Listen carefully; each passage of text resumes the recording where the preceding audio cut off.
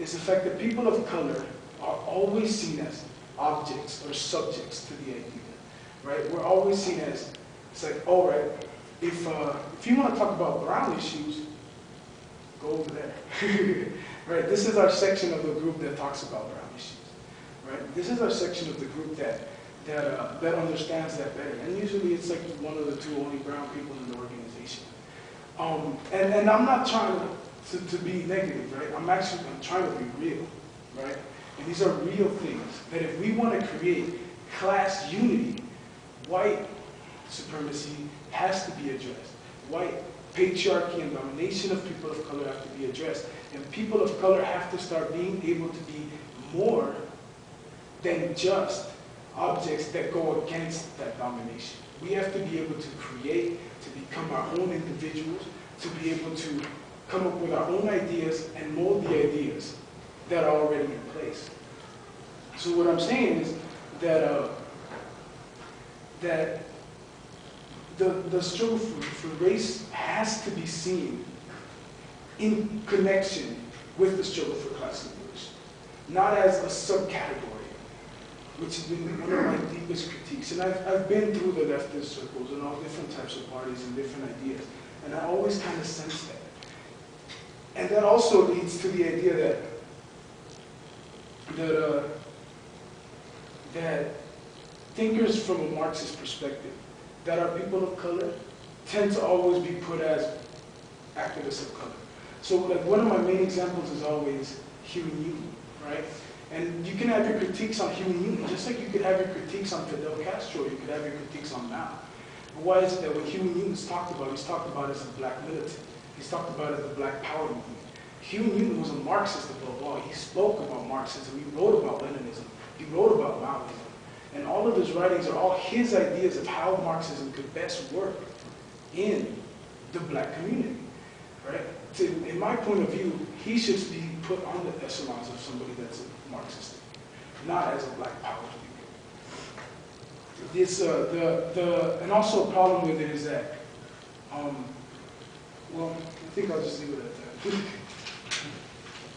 Oh, what's coming out? I left it at that for race. But now I want to start getting at kicking my own ass, right? Because in the so-called brown power movement of the 1960s and 70s, the biggest flaw was our sexist ideology.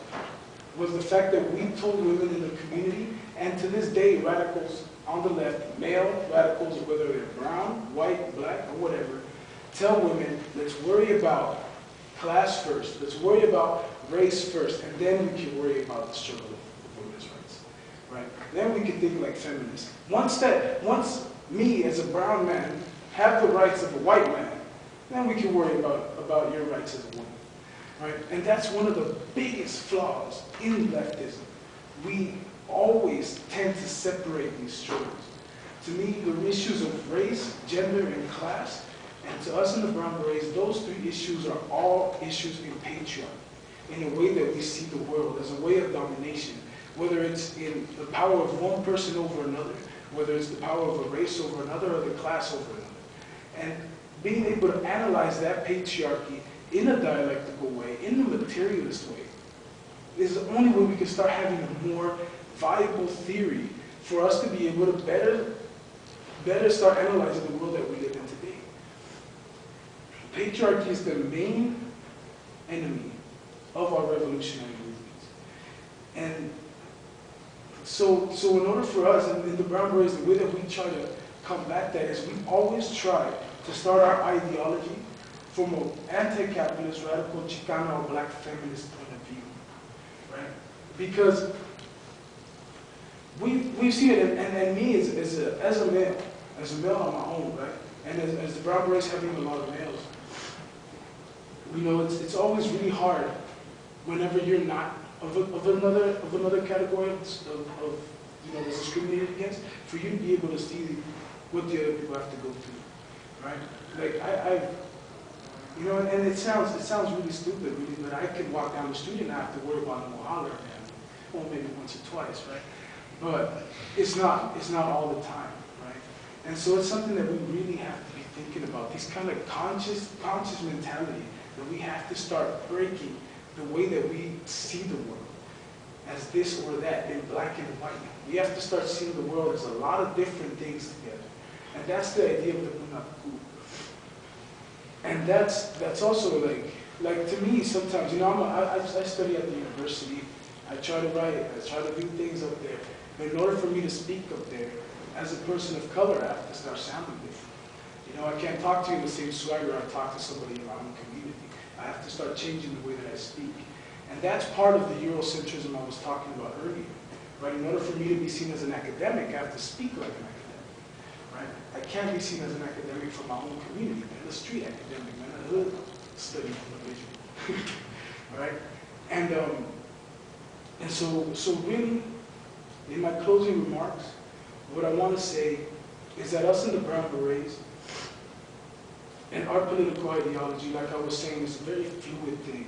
It's something that's born out of the struggles of every individual that joins our organization. Every single person brings in something different. And every single person adds something more to what we lack already. Our organization has to be a reflection of the people that we work with.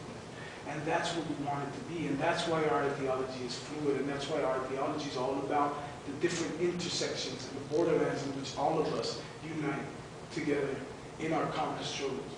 Right? And that's why I want to thank you for inviting me down here and letting me speak to you on some of our ideas and ending with this idea of unity and the fact that unity has to lead to something progressive. And you know, me and Greg were talking about this earlier, right? We were talking about how right now the line of demarcation with people that we work with is on people who want to do something and people who don't. And the RSU and the Brown Berets, we like doing stuff, so let's do something together, you know? And with that, I want to say thank you once again. Thanks for inviting me, and I want to open it up to a general question and answer with all the brothers up here. So thank you very much. All right.